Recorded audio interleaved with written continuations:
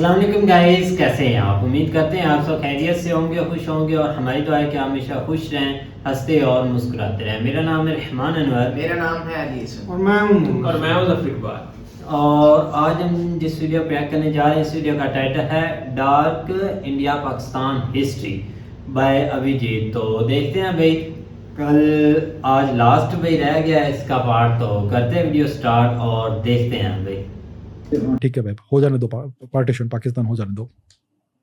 So these are the roots, the origins of partition. और British भी ये चाहते थे कि एक यूनिफाइड भारत नहीं रहे। अगर आप ब्रिटिश एम्पायर को देखेंगे और उसका जो सक्सेसर स्टेट है अमेरिकन एम्पायर, ये हमेशा पार्टीशन करते हैं जहां से भी निकलते हैं। कोरिया में देखिए क्या हुआ, नॉर्थ साउथ। इंडिया में देखिए 3-4 टुकड़े हो गए। आयरलैंड को देखिए, एक आयरलैंड है और एक नॉर्दर्न आयरलैंड है। नॉर्दर्न आयरलैंड आज भी ब्रिटिश ऑक्यूपेशन में है, it is under British military occupation. ये हर जगह ऐसा करते हैं। अफ्रीका में देखिए मैप, स्ट्रेट लाइंस हर जगह। क्या है ये? They don't respect ethnic boundaries, कुछ भी नहीं। सो ये हमेशा ऐसे टुकड़े करते हैं देशों के और कल्चर्स के। पाकिस्तान अफगानिस्तान भी, पाकिस्तान अफगानिस्तान का भी बहुत इंटरेस्टिंग स्टोरी है। ये तो सिख एम्पायर के समय का स्टोरी है। अगर आप चाहेंगे तो मैं बता दीजिए। तो ये तुर्कों का रूल था भारत में, मुगलों का रूल था। फिर क्या हुआ कि मराठास ने भारत को लिबरेट किया, मराठा एम्पायर ने। उसके बाद मराठा एम्पायर भी डिसइंटीग्रेट होने लगा 19th 17th 18th 19th century में, राइट। अभी 1800s का जो फर्स्ट हाफ है, 1800 से 1850 का वो वाला हाफ, उसमें एक बहुत ही महान लीडर का इमर्जेंस हुआ, महाराजा रंजीत सिंह जी। ये सिख रूलर थे। उसके पहले बहुत सारे सिख मिसलें थी, अलग अलग फ्यूडल स्टेट्स थे। फ्यूडल स्टेट्स नहीं, लेकिन you could say warrior states सिखों के। वो 18th सेंचुरी में थे। तो 19th सेंचुरी में महाराजा रंजीत सिंह का आगमन हुआ, उनका राइज हुआ। उन्होंने एक बड़ा किंगडम स्थापित किया नॉर्थ वेस्ट इंडिया में, जिसको एम्पायर भी कहते हैं, सिख एम्पायर। इतना बड़ा नहीं था लेकिन बहुत पावरफुल था। इन्होंने क्या किया कि अफगान जो थे, जिन्होंने कश्मीर में और पंजाब में सदियों तक एट्रोसिटीज की थी, उनको पनिश करने के लिए अफगानिस्तान को इन्वेड किया। अफगान टेरिटरी को सिख एम्पायर में इनकॉर्पोरेट कर दिया और उन्होंने एक पूरी बड़ी बाउंड्री बना दी, right, between Sikh empire and the Afghan empire, Durrani empire. फिर महाराजा रंजीत सिंह का जो देहांत हुआ 1839 के आसपास, रफली, दर्शक चेक कर सकते हैं। उनका देहांत होने के बाद इमीडिएटली उनका एम्पायर डिसइंटीग्रेट हो गया 10 वर्षों के अंदर। और ब्रिटिश एंग्लो सिख वॉर हुए थे। Eventually the British prevailed. तो उन्होंने फिर जो सिख महाराजा रंजीत सिंह का जो एम्पायर था, जिसका बाउंड्री था विथ द दुरानी एम्पायर, उसको इंडिया और अफगानिस्तान का बाउंड्री बना दिया। बट उसमें बहुत सारा पश्तून टेरिटरी था जो महाराजा रंजीत सिंह ने जीता था as a punishment against the Afghans for their atrocities. तो ये ड्यूरांड लाइन बन गया इवेंचुअली, जो पाकिस्तान और अफगानिस्तान का बाउंड्री है आज। उस समय भारत और अफगानिस्तान का बाउंड्री था। So it incorporated a lot of Pashtun territory. तो आज पाकिस्तान और अफगानिस्तान के बीच जो टेरिटोरियल डिस्प्यूट है वो ये है। ये ड्यूरांड लाइन को अफगानिस्तान वाले लोग और पश्तून लोग मानते नहीं है। वो कहते हैं कि पाकिस्तान का जो पश्तूनिस्तान हिस्सा है वो भी अफगानिस्तान का हिस्सा होना चाहिए। So that is the root of the territorial dispute between Pakistan और अफगानिस्तान। बहुत ही सीरियस टेरिटोरियल डिस्प्यूट है। वहाँ पीस नहीं होने वाला है अनफॉर्चुनेटली अगले 5-10 सालों में। हाँ, और बढ़ेगा अनफॉर्चुनेटली, ये चलेगा। अभी पाकिस्तान में जो सिचुएशन है वो आप देखिए क्या है। इट इज गेटिंग वर्स आज के डेट में, 2022 में। एनीवे, मैं बहुत आगे आ गया। तो ये सब हिस्ट्री है। ये सब ब्रिटिश लोग ने इधर उधर सब किया है। उन्होंने डिवाइड एंड रूल का पॉलिसी किया है। तो अभी ब्रिटिश लोग, जो ब्रिटिश एम्पायर था जो यहाँ से जा रहा था 1947 में, ये बाल बच गए कि इंडियन नेवल रिबेलियन फेल हो गया। कांग्रेस पार्टी और मुस्लिम लीग ने साथ में मिलकर इस रिबेलियन को फेल करवाया। फिर एक ट्रांसफर ऑफ पावर हुआ, पार्टीशन हुआ। पार्टीशन क्यों हुआ? क्योंकि ये अभी भी कुछ इन्फ्लुएंस रिटेन करना चाहते थे इंडियन सब कॉन्टिनेंट में। बाजू में ही इतना बड़ा ऑयल प्रोड्यूसिंग रीजन है, राइट, और ये पूरा gulf region and the Arabian peninsula. तो उसके पास they wanted a country or a state which is allied with them. अब अगर भारत को आप छोड़ के जाओगे तो भारत तो 200 वर्ष तक उनके कदमों के नीचे था, भारत उनके लिए पॉजिटिवली प्रीडिस्पोज नहीं होगा। तो उन्होंने भारत को तोड़ा, और जिस कंट्री को उन्होंने क्रिएट किया it will definitely be positively inclined towards Britain and the west. तो पाकिस्तान को इसलिए उन्होंने क्रिएट किया, और कश्मीर डिस्प्यूट भी उन्होंने इसलिए ओपन किया ताकि ये कॉन्फ्लिक्ट चलता रहे भारत और पाकिस्तान के बीच में।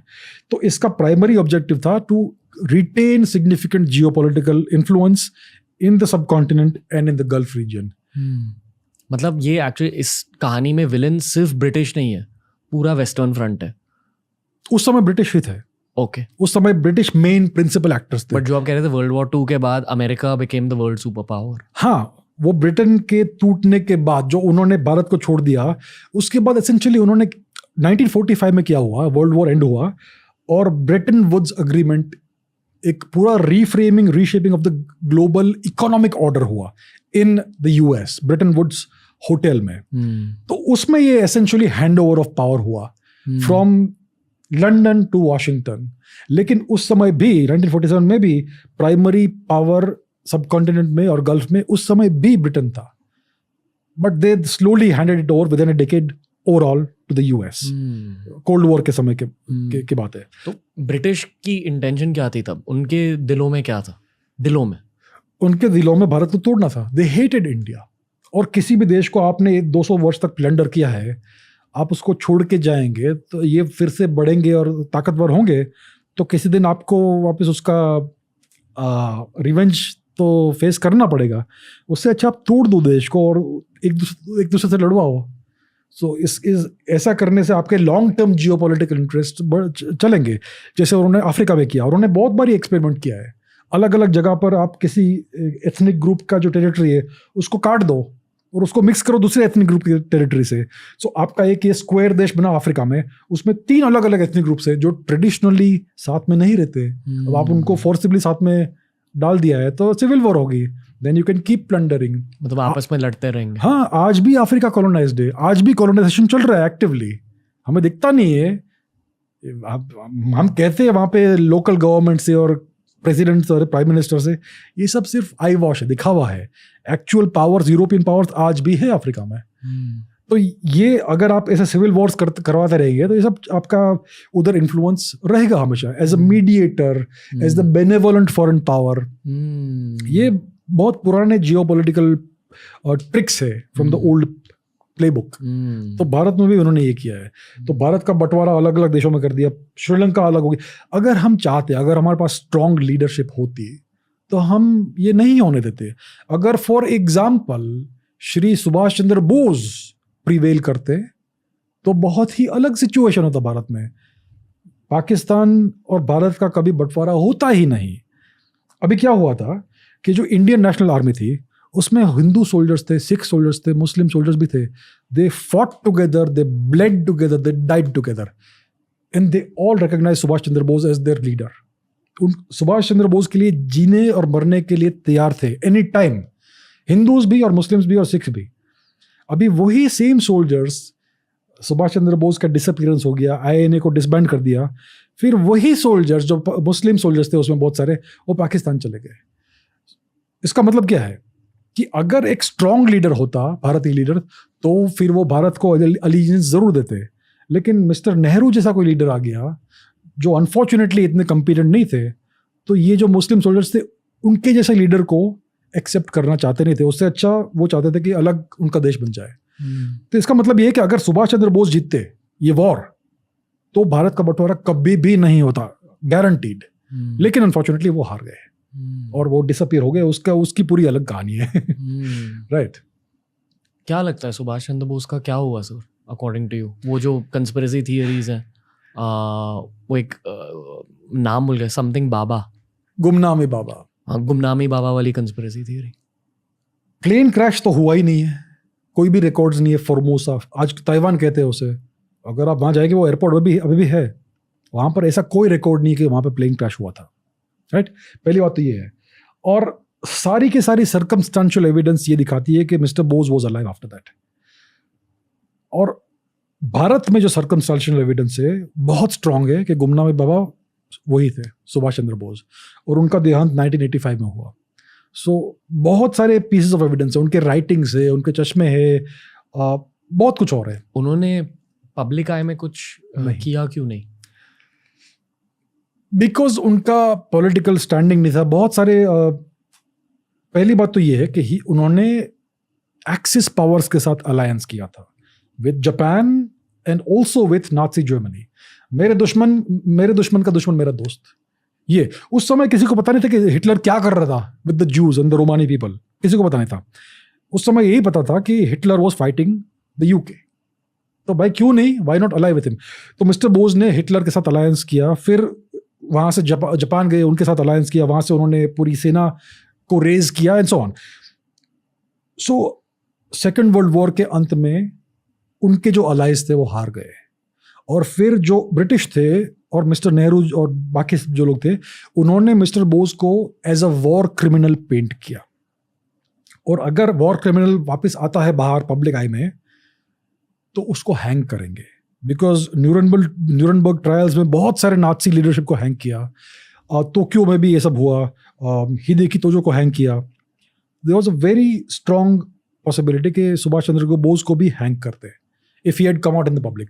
सो इट इज पॉसिबल कि ऐसा कोई अग्रीमेंट था या अंडरस्टैंडिंग था कि he will never come out in public. And so there are multiple reasons, possible reasons. अभी भी 100% प्रूफ नहीं है कि गुमनामी बाबा सुभाष चंद्र बोस ही थे, लेकिन 95% प्रूफ, सर्कमस्टेंशियल एविडेंस तो हमें बताता है कि वही थे। सर मोहम्मद अली जिन्ना के बारे में पूछना चाहूँगा। हाँ, क्या हुआ पार्टीशन के बाद जब वो पाकिस्तान चले गए? तो श्री जिन्ना को अपना देश मिल गया, वो पाकिस्तान चले गए, और उस समय उनको ऑलरेडी ट्यूबरक्यूलोसिस हो गया था, काफ़ी एडवांस स्टेज में थे टीबी के।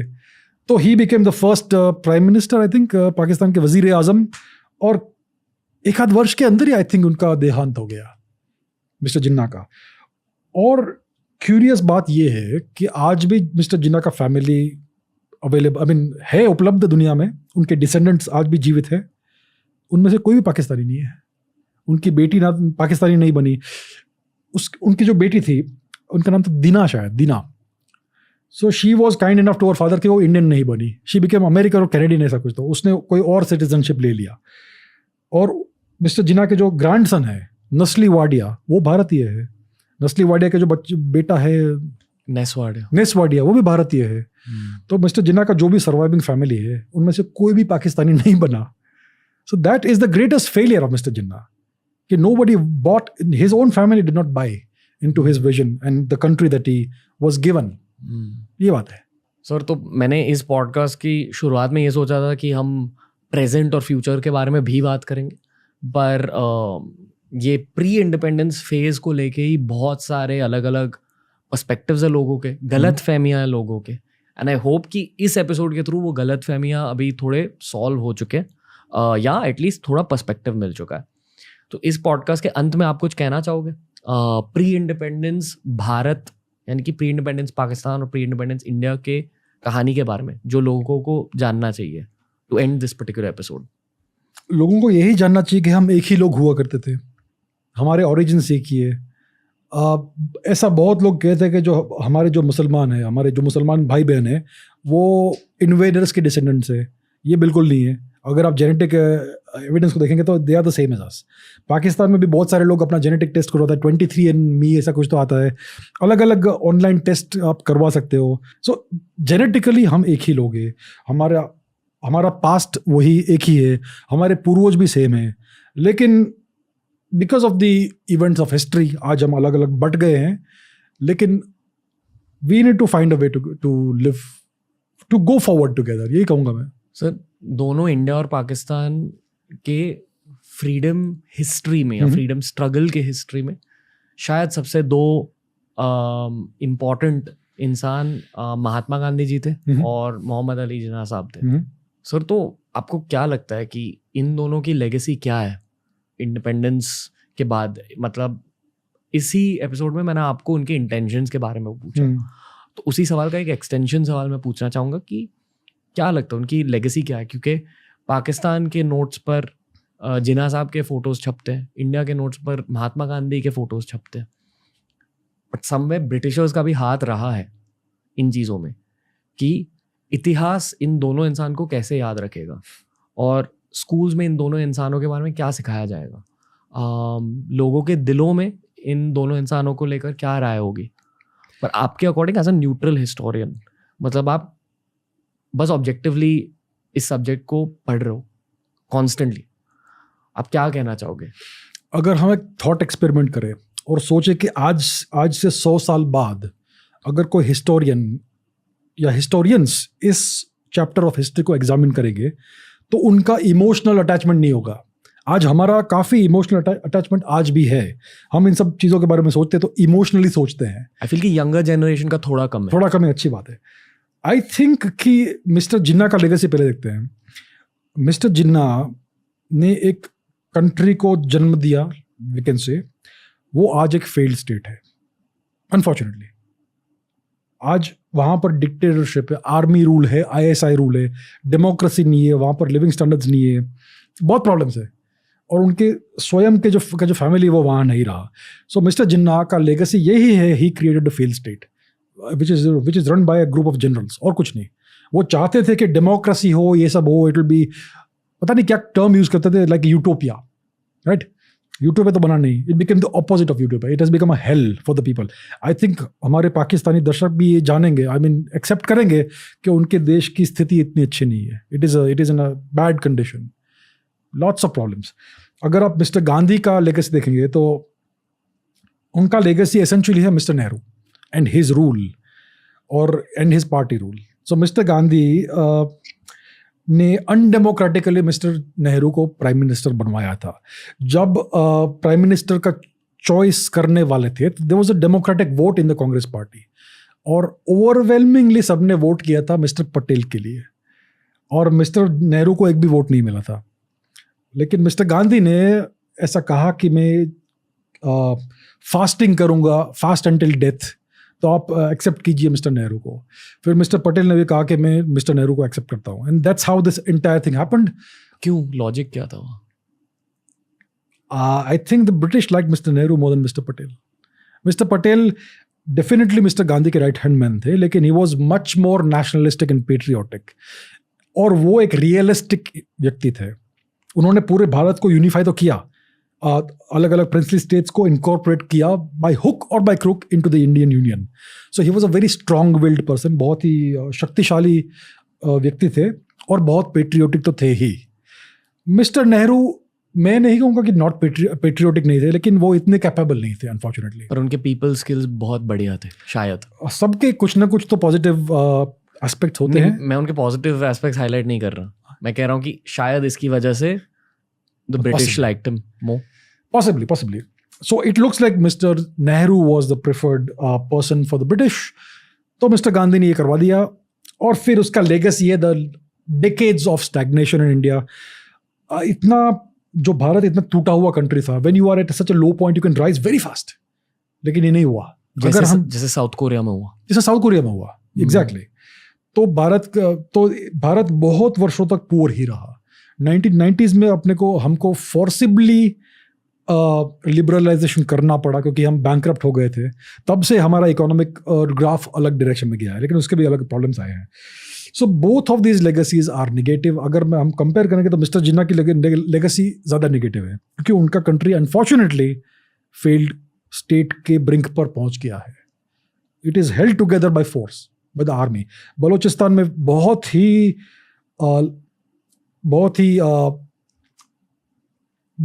स्ट्रॉन्ग फ्रीडम स्ट्रगल चल रहा है। You can see the news every day. Pashtunistan में बहुत ही ये सेंटिमेंट है कि हम अलग हो जाए पाकिस्तान से। सिंध में बहुत वर्षों से, डेकेड से है GA सिंध मूवमेंट। तो एक्चुअल जो पाकिस्तान है वो पंजाबिस्तान है। कश्मीर भी उनका हिस्सा नहीं है। कश्मीर का थोड़ा पार्ट उन्होंने लिया है because the British allowed them to do it and mister Nehru allowed that. तो Pakistan actually it's not a long term tenable state, और ये उनके नागरिकों के लिए बहुत ही दुख की बात है because they have done nothing wrong, but that's how it is. Abhijit Chavda sir, thank you for one more brilliant episode of TRS Hindi. Most welcome, thank you, धन्यवाद। हाय गाइस, तो जैसा आपने भाई देखी वीडियो, बिल्कुल भाई एक अच्छी इन्फॉर्मेशन थी अभिजीत सर की। हमने पहले भी एक वीडियो बनाई लेकिन ये भी एक अच्छी वीडियो थी तो हिस्ट्री के रिलेटेड भाई।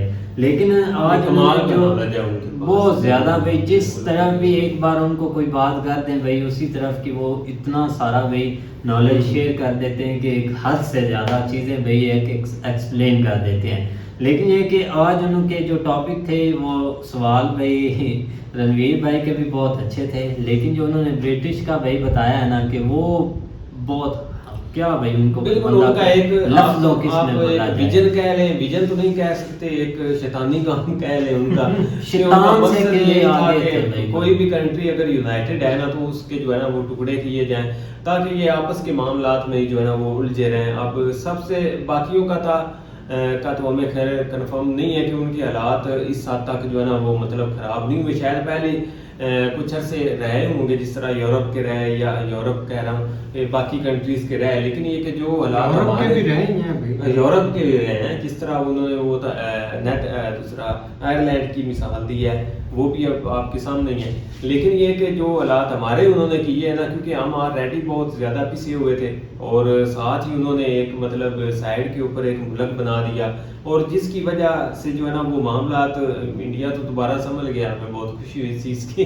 लेकिन हम वहाँ के वहाँ ही अभी तक भी खड़े रहे। लेकिन ये कि उसका जो हमें लगता है ना, क्योंकि ये वो इन्फॉर्मेशन है जो हमें जो है ना वो काफ़ी हद तक बुक्स में भी नहीं मिलती, और जो एक मीडिया के थ्रू चीज़ें होती हैं वो भी नहीं इस हद तक जो है ना वो बयान कर सकते। लेकिन ये कि पॉडकास्ट का ये थोड़ा फ़ायदा हो जाता है कि इसमें हर चीज़ जो है ना वो सामने आ जाती है। बहुत सही बात है। वो काफ़ी भाई ने आज तो अच्छी एक बातें इंफॉर्मेशन दी है, जो कि जिन्ना साहब के एक मुतल्लक भी काफ़ी सही है इंफॉर्मेशन भाई, दी वो है। अपना लेकिन प्राइम मिनिस्टर नहीं बने थे, प्राइम मिनिस्टर बने थे लियाकत अली खान, वो गवर्नर जनरल बने थे, और वो भी उन्होंने एक अलग ही अपना शुरू से ही जब से मतलब उन्होंने एक मामला खराब कर लिया। लेकिन ब्रिटिश की बात करें ना तो भाई उन्होंने हर तरफ ऐसे ही हलचल मचाई हुई थी। एक बाउंड्री उन्होंने ऐसी खींची हुई थी कि अभी तक भी वही बाउंड्री चलती है, और अभी तक वही लड़ाइयाँ वगैरह, मतलब कि एक जो उन्होंने बाउंड्री खींची थी ना उस पर यह भी मुद्दा हर एक कंट्री का फैला हुआ। अब एक आप अफगानिस्तान और हमारा पाकिस्तान के देख ले, वो जो लाइन है